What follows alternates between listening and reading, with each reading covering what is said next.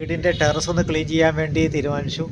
അപ്പോഴാണ് മെഷീന് ചെറിയ കംപ്ലയിൻറ്റ്. വേഗം ഞാൻ പോയി 20 മൈക്രോ ഫാരഡ് കപ്പാസിറ്റർ ഇലക്ട്രിക് കടയിൽ നിന്ന് വാങ്ങിച്ചു. ഓൺ ദ സ്പോട്ടിൽ തന്നെ റിപ്പയർ ചെയ്യാമെന്ന് വിചാരിച്ചു. നോക്കാം.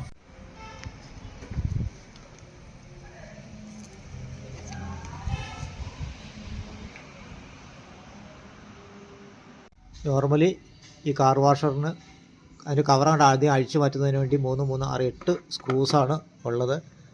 അത്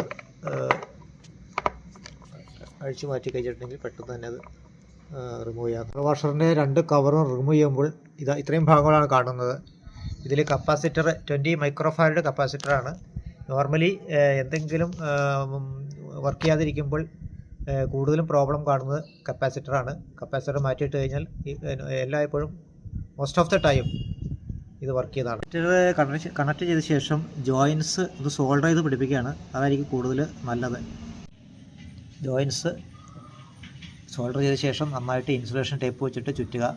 ഒരു വിധത്തിലും ഷോക്ക് അടിക്കാത്ത രീതിയിൽ കമ്പോണൻസാണ് ഒരു കാർ വാഷറുള്ളത്. ഇതാണ് പമ്പിൻ്റെ ഭാഗം. ഇത് 2 കവറാണ്. ഇത് ബാക്കിലുള്ളൊരു കവറാണ്. ഇതെല്ലാം കൂടി അസംബിൾ ചെയ്യാണ് അടുത്ത് വേണ്ടത്. സിറ്ററൊക്കെ മാറി അസംബിൾ ചെയ്തു. നമുക്കൊന്ന് വർക്ക് ചെയ്ത് നോക്കാം.